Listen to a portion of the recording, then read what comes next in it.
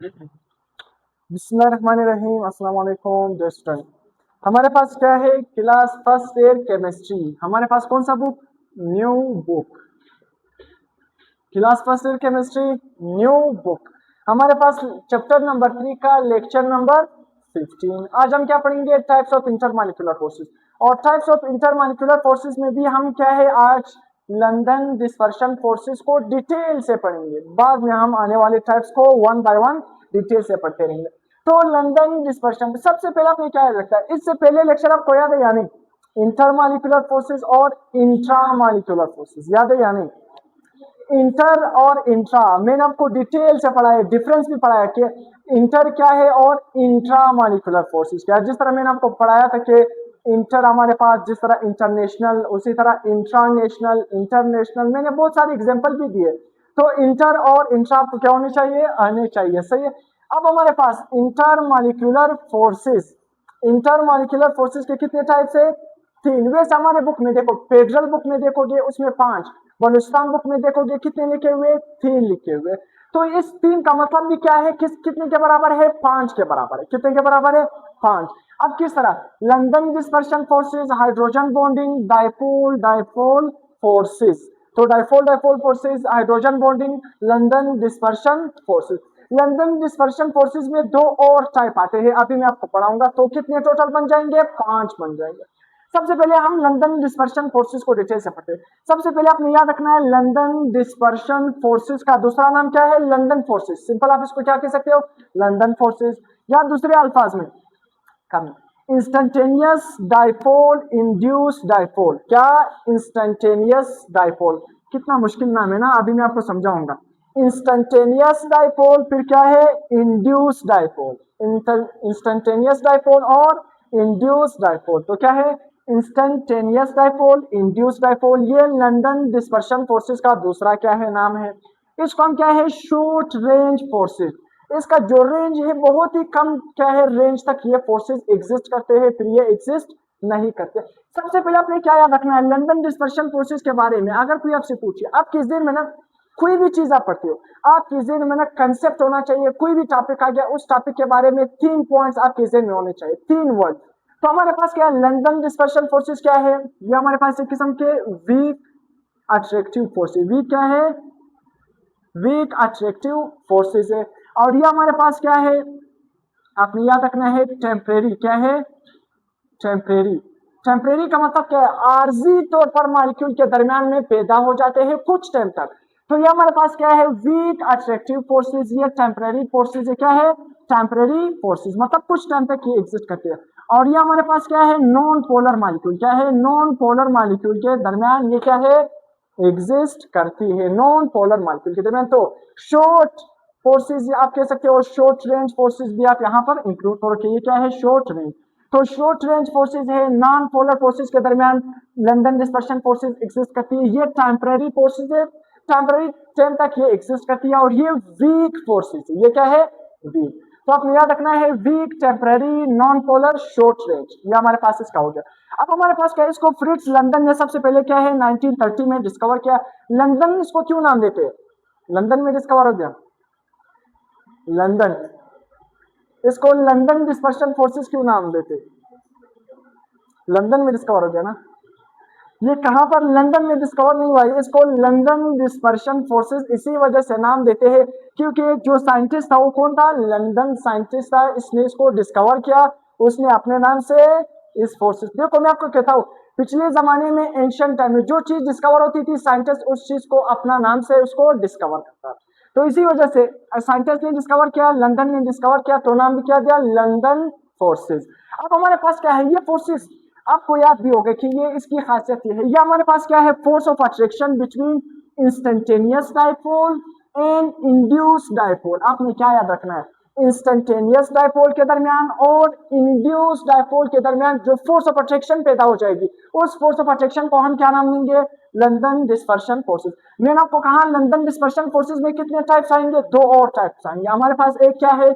Instantaneous dipole. एक हमारे पास क्या बनेगा? Instantaneous dipole. दूसरा हमारे पास क्या बनेगा?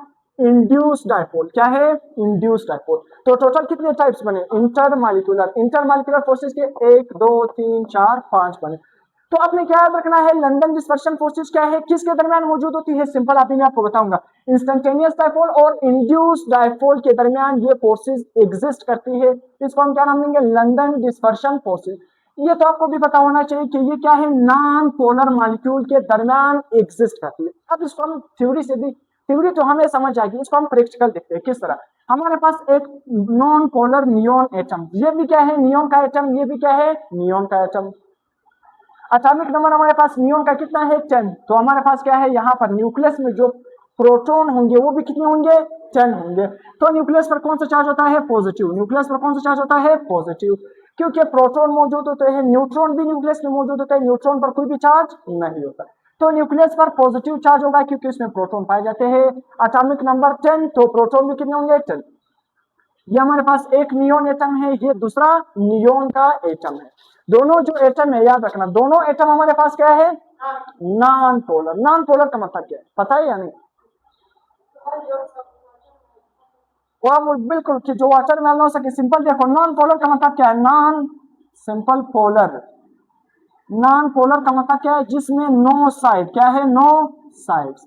नो साइड का मतलब क्या है, सिंपल क्या है, नो पॉजिटिव और नेगेटिव साइड्स। नो पॉजिटिव और नेगेटिव साइड मतलब ऐसे मॉलिक्यूल जिसमें पॉजिटिव और नेगेटिव साइड मौजूद ना हो, उसको हम क्या नाम देंगे, नॉन पोलर फोर्सेस। जिस तरह अगर मैं लिखूं, देखो एच एफ, अगर मैंने लिख लिया एच और एफ, एफ पर हमारे पास क्या है, partial negative charge, partial negative charge, और एच पर पार्शियल पॉजिटिव।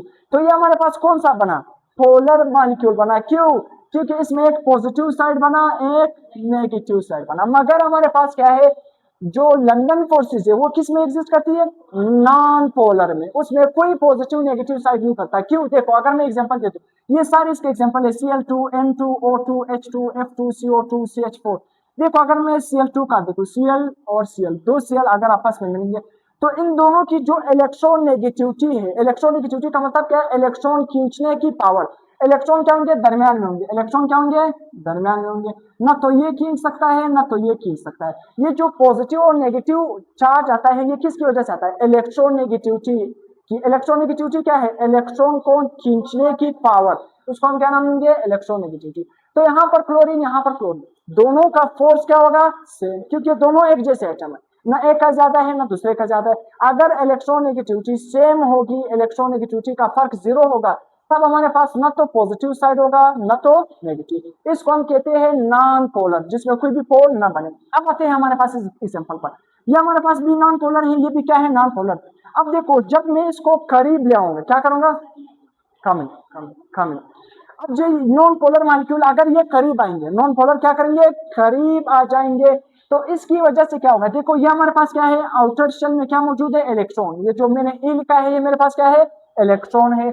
तो ये जब दोनों एक दूसरे के करीब आएंगे, करीब की वजह से क्या होगा, देखो इलेक्ट्रॉन, न्यूक्लियस पर कौन सा चार्ज है, पॉजिटिव, आउटर साइड पर कौन सा चार्ज है, नेगेटिव, इलेक्ट्रॉन। तो ये न्यूक्लियस और न्यूक्लियस के दरमियान कौन सा अट्रैक्शन होगा, रिपल्शन होगा। क्या होगा, रिपल्शन। न्यूक्लियस, न्यूक्लियस पर कौन सा चार्ज है, पॉजिटिव, तो इसके दरमियान क्या होगा, रिपल्शन। मगर न्यूक्लियस और इस इलेक्ट्रॉन के दरमियान क्या होगा, अट्रैक्शन। उसी तरह इस न्यूक्लियस और इस इलेक्ट्रॉन के दरमियान क्या होगा, अट्रैक्शन। तो अट्रैक्टिव और रिपल्सिव फोर्सेस यहाँ पर एग्जिस्ट करती है। इस वजह से क्या होगा, हमारे पास ये क्या बन जाएगा, इंस्टेंटेनियस डायपोल। अब इंस्टेंटेनियस का मतलब क्या है, आईडी का मतलब क्या है, इंस्टेंटेनियस। इंस्टेंटेनियस डायपोल का मतलब क्या है, कुछ ही आर्जी तौर पर। इंस्टेंट का मतलब क्या है, लम्हा। कुछ लम्हे के लिए ये हमारे पास क्या बन जाता है, डायपोल बन जाता है। डायपोल का मतलब क्या है, इस पर पॉजिटिव और नेगेटिव साइड आ जाता है। क्या आ जाता है, पॉजिटिव और नेगेटिव साइड। किस तरह आ जाता है, सिंपल, ये जो मॉलिक्यूल अगर इसके करीब आ गया या ये इसके करीब आएगा, तो इसमें क्या होंगे, नेगेटिव और पॉजिटिव चार्ज क्या हो जाएंगे, उसकी डिस्पर्शन होगी, डिस्प्लेसमेंट। देखो नेगेटिव की तरफ कौन आएगा, पॉजिटिव, और पॉजिटिव की तरफ कौन आएगा, नेगेटिव। इस तरह हमारे पास क्या होगी, चार्जेस की डिस्पर्शन होगी, जिसकी वजह से पॉजिटिव और नेगेटिव साइड बनेगा। देखो यहाँ पर यह हमारे पास क्या है, ये इलेक्ट्रॉन, देखो ये हमारे पास क्या है, इस न्यूक्लियस के करीब हमारे पास कौन सा साइड आ गया, इलेक्ट्रॉन आ गए या नहीं। ये जो इंस्टेंटेनियस आर्जी तौर पर ये जो डायपोल बना, ये हमारे पास क्या है, पार्शियल नेगेटिव साइड बना। ये हमारे पास क्या है, पार्शियल पॉजिटिव साइड, क्योंकि न्यूक्लियस इस साइड पर है तो इस साइड पर पॉजिटिव चार्ज, यहाँ पर इलेक्ट्रॉन है तो यहाँ पर कौन सा चार्ज होगा, पार्शियल नेगेटिव। अब देखो इसमें डायपोल किस तरह बना, जब ये इसके करीब गया तो इलेक्ट्रॉन क्या हो गए, देखो न्यूक्लियस के सामने क्या आ गए, इलेक्ट्रॉन आ गए। क्यों, न्यूक्लियस पर कौन सा चार्ज है, प्लस चार्ज है, पॉजिटिव, तो पॉजिटिव चार्ज के सामने क्या आ गए, इलेक्ट्रॉन, नेगेटिव चार्जेस आ गए। जबकि यहाँ पर देखो इलेक्ट्रॉन पहले यहाँ पर मौजूद था, इलेक्ट्रॉन कहाँ पर मूव किया, सॉरी जो न्यूक्लियस था ना, न्यूक्लियस दरमियान में मौजूद था, न्यूक्लियस कहाँ पर आ गया, यहाँ पर आ गया। देखो इस न्यूक्लियस से दूर भाग गया या नहीं, क्योंकि इस न्यूक्लियस पर भी पॉजिटिव, इस पर भी पॉजिटिव, तो ये न्यूक्लियस दूर चला गया, इस न्यूक्लियस के करीब क्या आ गए, इलेक्ट्रॉन करीब आ गए, डिस्पर्शन हो गई। देखो पॉजिटिव न्यूक्लियस के करीब क्या आ गए, इलेक्ट्रॉन आ गए। देखो पॉजिटिव पॉजिटिव को रिपेल करेगा तो ये न्यूक्लियस इससे दूर चला गया, इसका शेप हमारे पास एक ओवल शेप बन गया। तो आर्जी तौर पर चार्जेस की डिस्प्लेसमेंट हो गई। देखो पॉजिटिव न्यूक्लियस के सामने क्या आ गए, उसके करीब क्या आ गए, इलेक्ट्रॉन आ गए, नेगेटिव चार्जेस। इस पॉजिटिव न्यूक्लियस से हमारे पास क्या है, ये जो पॉजिटिव न्यूक्लियस है ये दूर चला गया। तो हम क्या कहेंगे, आर्जी तौर पर जब हमारे पास नॉन पोलर मॉलिक्यूल करीब आ गए तो इलेक्ट्रॉनिक क्लाउड उसमें डिस्पर्शन हो गई, पॉजिटिव के करीब क्या गया, नेगेटिव। आर्जी तौर पर इस पर हमारे पास क्या बने, चार्ज बने, क्या बने, चार्ज। ये जो आर्जी तौर पर कुछ लम्हे के लिए जो चार्ज बनेंगे इसको हम क्या नाम देंगे, इंस्टेंटेनियस डायपोल। क्योंकि नॉन पोलर का जब आप करीब ले आओगे तो पॉजिटिव को नेगेटिव की तरफ आएगा, नेगेटिव पॉजिटिव की तरफ, तो आर्जी तौर पर चार्जेस की डिस्प्लेसमेंट होगी, ये हमारे पास क्या बनेगा, डायपोल बनेगा। इंस्टेंटेनियस कुछ लम्हे के लिए क्या बनेगा, डायपोल बनेगा। अब देखना अगर मैं इसी, ये जो हमारे पास डायपोल है और ये क्या है, नॉन पोलर। अब उसी तरह अगर ये नॉन पोलर है और ये इंस्टेंटेनियस डायपोल है, अगर इन दोनों में, अब देखो अगर मैं इन दोनों को आपस में करीब करूंगा तब ये दोनों क्या बन जाएंगे, डायपोल बन जाएंगे। किस तरह, देखो इसमें तो आर्जी तौर पर हमारे पास क्या बना, इंस्टेंटेनियस, तो मतलब क्या है, लम्हे के लिए क्या बना, डायपोल बना। अब ये जो नॉन पोलर मॉलिक्यूल है, अब इसका न्यूक्लियस क्या होगा, इस इलेक्ट्रॉन के करीब जाएगा या नहीं। उसी तरह हमारे पास ये जो इलेक्ट्रॉन होंगे ये इस इलेक्ट्रॉन से दूर भागेंगे या नहीं। अब क्या होगा, इस इंस्टेंटेनियस डायपोल की वजह से ये जो नॉन पोलर मॉलिक्यूल है ये भी क्या बन जाएगा, डायपोल बन जाएगा। क्या बन जाएगा, डायपोल।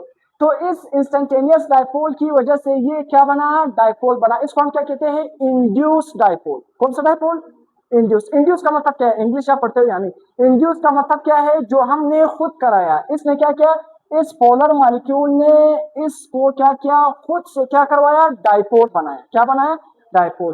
तो देखो ये हमारे पास क्या है, इंस्टेंटेनियस डायपोल था, इस पर नेगेटिव साइड, ये साइड क्या है, पार्शियल पॉजिटिव। तो इस इंस्टेंटेनियस डायपोल की वजह से ये भी क्या बना, डायपोल बना। तो ये हमारे पास क्या होगा, इंड्यूस डायपोल। अब आप कहोगे इंड्यूस डायपोल का मतलब क्या है, इंड्यूस डायपोल का मतलब क्या है, ये जो इंस्टेंटेनियस डायपोल बना है इसकी वजह से इसमें भी क्या गया, डायपोल, मतलब इलेक्ट्रॉन की डिस्पर्शन क्या होगी, चार्जेस की डिस्प्लेसमेंट। तो इस इंस्टेंटेनियस डायपोल ने क्या करवाया, इसमें भी क्या डेवलप करवाया, चार्जेस की डिस्प्लेसमेंट। इसको भी क्या बनाया, पोलर बना लिया। क्या बना लिया, पोलर। तो इसी वजह से ये हमारे पास इंड्यूस डायपोल है और ये क्या है, इंस्टेंटेनियस डायपोल। तो इंड्यूस डायपोल और इंस्टेंटेनियस डायपोल के दरमियान ये जो फोर्स ऑफ अट्रैक्शन है इसको हम क्या नाम देंगे, लंदन डिस्पर्शन फोर्स। कोई भी मुश्किल आपने नहीं लेना। देखो मैंने क्या पढ़ाया कि इंस्टेंटेनियस डायपोल और इंड्यूस डायपोल के दरमियान जो फोर्स ऑफ अट्रैक्शन होगी उसको हम क्या नाम देंगे, डायपोल, लंदन डिस्पर्शन फोर्सेस। तो ये इंड्यूस डायपोल और ये क्या है, इंस्टेंटेनियस डायपोल। इंड्यूस डायपोल का मतलब क्या है, इंस्टेंटेनियस डायपोल का मतलब क्या है, इंस्टेंटेनियस का मतलब क्या है, कुछ लम्हे के लिए जब नॉन पोलर मॉलिक्यूल आपस में करीब आ गए तो उसमें क्या बने, चार्जेस की डिस्प्लेसमेंट हो गई, एक साइड पॉजिटिव एक साइड नेगेटिव। फिर क्या हुआ, ये जो इंस्टेंटेनियस डायपोल है ये एक और नॉन पोलर मॉलिक्यूल के करीब गया। क्या, ये इंस्टेंटेनियस डायपोल इस नॉन पोलर मॉलिक्यूल के और करीब गया। इस इंस्टेंटेनियस डायपोल ने इस नॉन पोलर को भी क्या बना लिया, पोलर बना लिया। तो ये जो दूसरा पोलर बना किसकी वजह से बना, इंस्टेंटेनियस डायपोल की वजह से बना। तो इंस्टेंटेनियस डायपोल की वजह से ये भी डायपोल बना, इसको हम क्या नाम देंगे, इंड्यूस डायपोल। क्या नाम देंगे, इंड्यूस। इंड्यूस इसी वजह से कहते हैं क्योंकि इंस्टेंटेनियस डायपोल की वजह से ये डायपोल बना, इसको हम नाम देंगे इंड्यूस्ड डायपोल। तो इंड्यूस्ड डायपोल और इंस्टेंटेनियस डायपोल के दरमियान जो फोर्स ऑफ अट्रैक्शन होगी उसको हम क्या नाम देंगे, London dispersion forces. London dispersion forces का हम नाम देंगे। अब ये हमारे पास हो गया। आपने क्या याद रखना है कि ये नॉन पोलर मॉलिक्यूल के दरमियान एक्सिस्ट करती है, जिस तरह Cl2, N2, O2, देखो क्या है हमारे पास, ये सारे के सारे क्या है, नॉन पोलर है। उसी तरह H2, F2, बहुत सारे एग्जांपल है, CH4, CO2, ये हमारे पास क्या है, नॉन पोलर मॉलिक्यूल है। तो नॉन पोलर मॉलिक्यूल के दरमियान क्या मौजूद होती है, लंदन डिस्पर्शन फोर्सेस।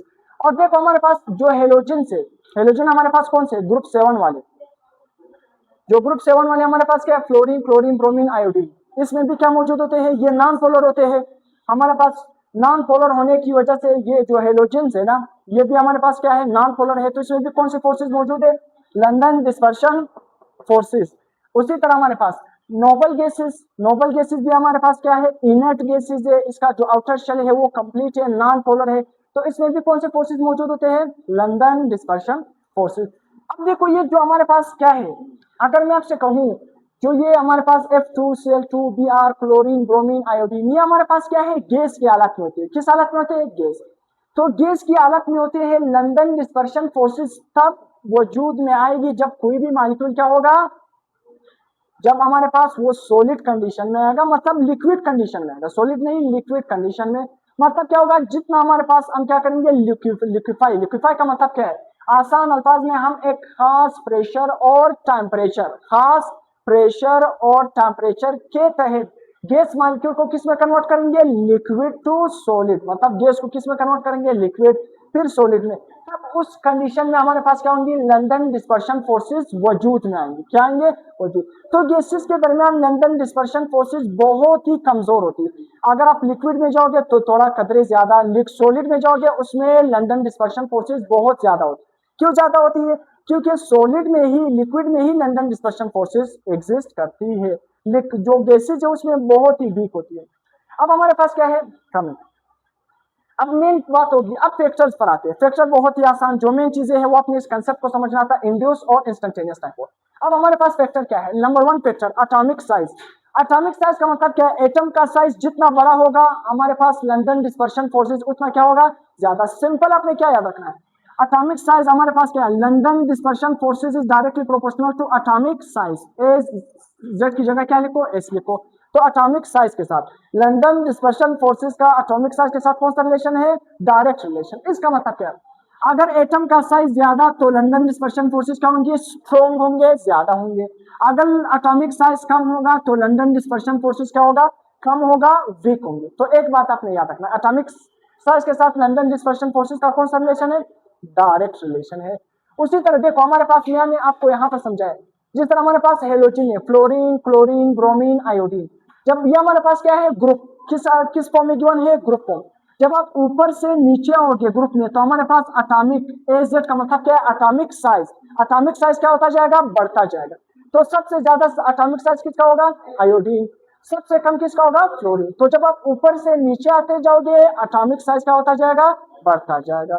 तो यहाँ पर मैंने लिखा भी एटॉमिक साइज, एरो ऊपर की तरफ, ऊपर की मतलब क्या है, एरो ऊपर की तरफ जा रहा है, क्या मतलब एटॉमिक साइज इंक्रीज हो रहा है। तो जब हमारे पास एटॉमिक साइज इंक्रीज होगा तो लंदन डिस्पर्शन फोर्सेस क्या होंगे, इंक्रीज होंगे। सिंपल देखो, एटॉमिक साइज के साथ लंदन डिस्पर्शन फोर्सेस का कौन सा रिलेशन, डायरेक्ट। साइज बढ़ेगा तो लंदन डिस्पर्शन फोर्सेस बढ़ेंगे, साइज कम होगा, एटॉमिक साइज कम होगा तो लंदन डिस्पर्शन फोर्सेस कम होगी। ये हमारे पास क्या है, ऊपर से नीचे होगी, साइज क्या होता जाएगा, छोटा बड़ा बड़ा, ऐसा क्या होता जाएगा, बढ़ता जाएगा। तो हमारे पास देखो जो फ्लोरीन और क्लोरीन है ये किस फॉर्म में, गैस फॉर्म। क्यों गैस की फॉर्म में, क्योंकि इसका जो साइज है वो छोटा है। अगर एटॉमिक साइज छोटा होगा तो लंदन डिस्पर्शन फोर्सेस क्या होंगे, weak. London dispersion forces weak होंगे तो वो किस फॉर्म में एग्जिस्ट करेगा, गैस फॉर्म में। जबकि ब्रोमीन किस फॉर्म में है, लिक्विड फॉर्म। क्यों लिक्विड फॉर्म में, इसका जो साइज है वो फ्लोरीन और क्लोरीन के मुकाबले में कुछ क्या है, ज्यादा है, तो इसी वजह से ये लिक्विड फॉर्म है। आयोडीन किस फॉर्म में है, सॉलिड। क्यों सॉलिड फॉर्म है, क्योंकि इसका एटॉमिक साइज इन सबसे ज्यादा है, तो इसी वजह से लंदन डिस्पर्शन फोर्सेस सबसे इसमें क्या है, ज्यादा है, स्ट्रॉन्ग है, इसी वजह से ये सॉलिड कंडीशन में। क्वेश्चन अक्सर आता है कि फ्लोरीन क्लोरीन क्यों गैस हालत में, ब्रोमीन क्यों लिक्विड की हालत में, आयोडीन क्यों सॉलिड की हालत में। तो ये किसकी वजह से, लंदन डिस्पर्शन फोर्सेस। इसमें सबसे ज्यादा है फ्लोरीन और क्लोरीन में क्या है, कम है। ब्रोमीन में क्या है, दरमियाना लेवल। उसी तरह हमारे पास noble gases, helium, neon, argon, krypton, xenon, ये भी क्या है, ऊपर से नीचे ग्रुप में आते जाओगे तो साइज क्या होता जाएगा, बढ़ता जाएगा। जब साइज बढ़ता जाएगा तो लंदन डिस्पर्शन फोर्सेस क्या होती जाएंगे, बढ़ती जाएंगे। तो सबसे ज्यादा लंदन डिस्पर्शन फोर्सेस इसमें होगी, जीनोन में। सबसे कम किसमें होगी, हीलियम में।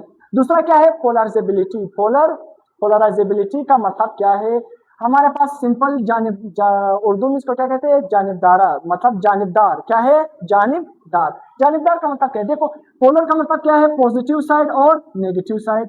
तो हमारे पास पोलराइजेबिलिटी का मतलब क्या है, जो हमारे पास इलेक्ट्रॉनिक क्लाउड है ना, उसमें क्या करना, डिस्टोर्शन पैदा करना। क्या पैदा करना, डिस्टोर्शन। डिस्टोर्शन का मतलब क्या है, देखो ये हमारे पास इलेक्ट्रॉनिक क्लाउड है, यानी इस इलेक्ट्रॉनिक क्लाउड में मैं डिस्टोर्शन किस तरह पैदा करूंगा। डिस्टोर्शन का मतलब क्या है, इलेक्ट्रॉनिक क्लाउड को डिस्टर्ब करना। किस तरह मैं डिस्टर्ब करूंगा, ये जो सारे इलेक्ट्रॉन है इस इलेक्ट्रॉन को मैं डिस्टर्ब किस तरह करूंगा, जब मैं नॉन पोलर को आपस में करीब लाऊंगा तो इलेक्ट्रॉन होंगे वो क्या होंगे, डिस्पर्स हो जाएंगे। डिस्पर्स का मतलब क्या है, कुछ यहाँ पर आ गए कुछ दूर चले गए, इसको हम क्या कहते हैं, डिस्पर्शन।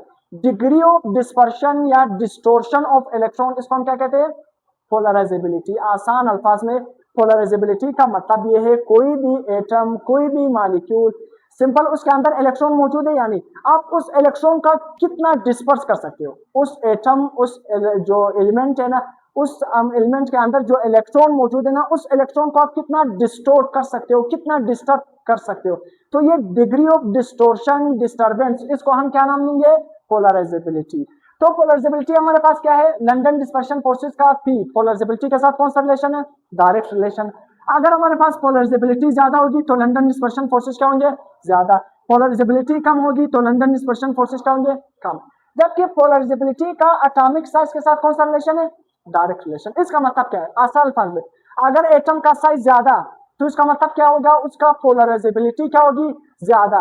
उसकी पोलराइजेबिलिटी ज्यादा होगी तो आसान अल्फाज में उसका लंदन डिस्पर्शन फोर्सेस क्या होंगे, ज्यादा। सिंपल आपने याद रखना है। देखो अगर हमारे पास क्या है, एटॉमिक साइज ज्यादा, एटॉमिक साइज का डायरेक्ट रिलेशन है किसके साथ, पोलराइजेबिलिटी। पोलराइजेबिलिटी का डायरेक्ट रिलेशन है किसके साथ, लंदन डिस्पर्शन फोर्सेस के साथ। अगर एटॉमिक साइज ज्यादा होगा तो पोलराइजेबिलिटी भी क्या होगी, ज्यादा। अगर पोलराइजेबिलिटी ज्यादा होगी तो लंदन डिस्पर्शन फोर्सेस भी क्या होंगे, स्ट्रॉन्ग होंगे, ज्यादा। अगर एटॉमिक साइज कम तो पोलराइजेबिलिटी भी कम, हमारे पास लंदन डिस्पर्शन फोर्सेस भी क्या होंगे, कम। तो पोलराइजेबिलिटी का मतलब क्या है, किसी भी एटम का, मॉलिक्यूल का जो इलेक्ट्रॉनिक क्लाउड है उसको क्या करना, चेंज करना, उसकी शेप को चेंज करना। जिस तरह हमारे पास इलेक्ट्रॉनिक क्लाउड कितना तरतीब से, यानी यहाँ पर इलेक्ट्रॉनिक क्लाउड का तरतीब शेप चेंज हो गया, यानी ये जो change in shape of the electronic cloud, इसको हम क्या नाम देते हैं, पोलराइजेबिलिटी। आप भी समझ आ गया कि इलेक्ट्रॉनिक क्लाउड का जो शेप है किसी एटम के अंदर उसको चेंज करना, इसको हम क्या नाम देते हैं, पोलराइजेबिलिटी। यहाँ पर देखो इलेक्ट्रॉनिक क्लाउड डिस्टर्ब हो गई, डिस्टोर्ट हो गई, इसको हम नाम देते हैं पोलराइजेबिलिटी। अब हमारे पास क्या है, melting and boiling point of halogen increases down the group. अगर आप ऊपर से नीचे होगे, जो मेल्टिंग और बॉइलिंग पॉइंट होगा हेलोजन, ये जो हमारे पास हेलोजन है ये क्यों बढ़ती है, ऊपर से नीचे होगे हेलोजन का मेल्टिंग और बॉइलिंग पॉइंट बढ़ता है, क्यों, सिंपल, ऊपर से नीचे आते जाओगे एटॉमिक साइज बढ़ता जाएगा, एटॉमिक साइज बढ़ेगा तो लंदन डिस्पर्शन फोर्सेस क्या होंगे, बढ़ेंगे। लंदन डिस्पर्शन फोर्सेस बढ़ेंगे तो उसके नतीजे में हमारे पास मेल्टिंग और बॉइलिंग पॉइंट भी क्या होगा, ज्यादा। तो इसमें लंदन डिस्पर्शन फोर्सेस सबसे ज्यादा है, तो इसी वजह से इसका मेल्टिंग पॉइंट और बॉइलिंग पॉइंट क्या होगा, सबसे ज्यादा होगा। इसमें साइज सबसे कम है तो लंदन डिस्पर्शन फोर्सेस भी सबसे कम, तो इसी वजह से इसका मेल्टिंग और बॉइलिंग पॉइंट भी क्या है, कम, कम कम।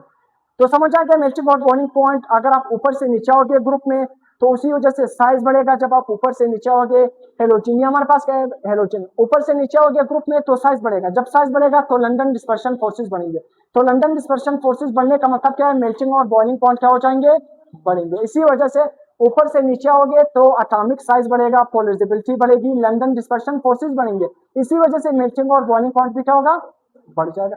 तो एक और आपने क्या याद रखना है, देखो अगर atomic size is directly proportional to polarizability, polarizability का लंदन डिस्पर्शन फोर्सेस के साथ डायरेक्ट रिलेशन, और उसका किसके साथ direct relation, melting point and boiling point. Generally देखो मेल्टिंग और बॉइलिंग पॉइंट में बहुत सारे वेरिएशन है, मगर जनरली आपने किस तरह याद रखना है, अगर एटॉमिक साइज ज्यादा, पोलराइजेबिलिटी ज्यादा, पोलराइजेबिलिटी ज्यादा तो लंदन डिस्पर्शन फोर्सेस ज्यादा, लंदन डिस्पर्शन फोर्सेस ज्यादा तो मेल्टिंग और बॉइलिंग पॉइंट ज्यादा। इससे और ज्यादा आसान नहीं हो सकता है। अब देखो एटॉमिक साइज अगर ज्यादा होगा तो पोलराइजेबिलिटी क्या होगी, ज्यादा, पोलराइजेबिलिटी ज्यादा होगी तो लंदन डिस्पर्शन फोर्सेस भी क्या होंगे, ज्यादा। एरो ऊपर का मतलब क्या है, ज्यादा। अब हमारे पास क्या है, third, shape of the molecule. Molecule की शेप पर भी हमारे पास क्या है, लंदन डिस्पर्शन फोर्सेस क्या करता है, डिपेंड करता है। तो SA का मतलब क्या है, सरफेस एरिया। सरफेस एरिया का दूसरा मतलब क्या है, कॉन्टेक्ट एरिया। कौन सा एरिया, कॉन्टेक्ट एरिया। कौन सा एरिया, कॉन्टेक्ट एरिया। तो सरफेस एरिया का लंदन डिस्पर्शन फोर्सेस के साथ कौन सा रिलेशन है, डायरेक्ट रिलेशन। अगर सरफेस एरिया कॉन्टेक्ट एरिया ज्यादा होगा तो लंदन डिस्पर्शन फोर्सेस ज्यादा, सरफेस एरिया या कॉन्टेक्ट एरिया कम तो लंदन डिस्पर्शन फोर्सेस क्या होंगे, कम। एग्जांपल जिस तरह हमारे पास जो बड़े बड़े लॉन्ग और स्ट्रेट चेन, जो बड़े बड़े लॉन्ग और स्ट्रेट चेन मॉलिक्यूल होते हैं उसका मोर कॉन्टेक्ट का मतलब क्या है, ज्यादा सरफेस एरिया होता है। क्या, ज्यादा सरफेस एरिया की वजह से उसमें लंदन डिस्पर्शन फोर्सेस क्या होंगे, ज्यादा। बस सिंपल आपने याद भी रखना है। अब हमारे पास अगर कोई भी मॉलिक्यूल ब्रांच फॉर्म में होगा, ब्रांचिंग उसमें मौजूद होगी, या वो क्या होगा कॉम्पैक्ट फॉर्म में होगा या स्फेरिकल फॉर्म में होगा, तो उसका लेस कॉन्टेक्ट होगा, लेस सरफेस एरिया होगा। अगर सरफेस एरिया कम है तो उसमें लंडन डिस्पर्शन फोर्सेस क्या होंगे, कम होंगे। तो ये हमारे पास सिंपल। स्ट्रेट चेन का कॉन्टेक्ट एरिया ज्यादा, लंडन डिस्पर्शन फोर्सेस कम ज्यादा, जबकि ब्रांच चेन स्फेरिकल का उसका कॉन्टेक्ट सरफेस एरिया कम, तो इसी वजह से लंडन डिस्पर्शन फोर्सेस में क्या होते हैं, कम। अब मैं इसका एग्जांपल भी देता हूँ, number of atom in molecule. तो उसी तरह अगर किसी भी मॉलिक्यूल के अंदर एटम्स ज्यादा होंगे तब क्या होगा, सिंपल, तब भी लंडन डिस्पर्शन फोर्सेस का number of atom in molecule कौन सा रिलेशन होगा, डायरेक्ट रिलेशन होगा। लंडन डिस्पर्शन फोर्सेस का number of atoms in molecule कौन सा रिलेशन होगा, इन दोनों में डायरेक्ट रिलेशन होगा। इसका मतलब क्या है, देखो C1 से लेकर C4 ऐसे हमारे पास जो हाइड्रोकार्बन जिसमें एक कार्बन से लेकर 4 कार्बन, ऐसे मॉलिक्यूल जिसमें 4 कार्बन होंगे, मतलब 1 से लेकर 4 कार्बन वाले मॉलिक्यूल, वो क्या है रूम टेम्परेचर पर गैस की हालत में होगा। C5 से लेकर C17 मतलब ऐसे मॉलिक्यूल, ऐसे हाइड्रोकार्बन जिसमें 5 कार्बन से लेकर 17 कार्बन मौजूद होंगे, वो किस फॉर्म में होंगे, लिक्विड फॉर्म में होंगे। C18 ऐसे कंपाउंड जो इसमें C18 मतलब 18 कार्बन होंगे या उससे ज्यादा, वो किस हालत में होगा, सॉलिड। जो चीज सॉलिड होगा मतलब उसके मॉलिक्यूल एक दूसरे के साथ करीब होंगे, उसमें अट्रैक्टिव फोर्स ज्यादा होती है। तो देखो हमारे पास जिसमें मॉलिक्यूल ज्यादा, वो किस हालत में, सॉलिड। अगर सॉलिड हालत में तो उसका मतलब क्या है, लंडन डिस्पर्शन फोर्सेस क्या है, ज्यादा। जबकि C1 और C4 इसमें मॉलिक्यूल की तादाद कम, मॉलिक्यूल की तादाद कम होने का मतलब क्या है, लंडन डिस्पर्शन फोर्सेस में क्या होगी, कम होगी, लंडन डिस्पर्शन फोर्सेस क्या होगी, कम। जबकि C5 to 17 यहाँ पर ये किस हालत में, लिक्विड हालत में। अगर लिक्विड हालत में तो उसका मतलब क्या है, यहाँ पर भी नंबर ऑफ एटम्स मॉलिक्यूल क्या है, ज्यादा, मतलब मॉलिक्यूल के अंदर नंबर ऑफ एटम यहाँ पर भी क्या है, ज्यादा है। तो ये किस हालत में है, लिक्विड। तो इसी वजह से लिक्विड हालत में है कि इसका लंडन डिस्पर्शन फोर्सेस क्या है, ज्यादा है। सबसे ज्यादा सॉलिड में, सबसे ज्यादा क्या है, सॉलिड में। अब हमारे पास क्या है, मैं इसका एक एग्जांपल देता हूँ, पर लेक्चर एंड हो जाएगा।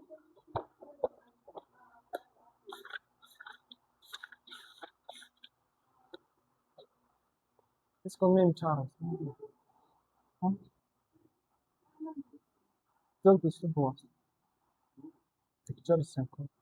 अब हमारे पास क्या है, बुक में एक एग्जांपल दिया है, किसका, पेंटेन, पेंटेन का।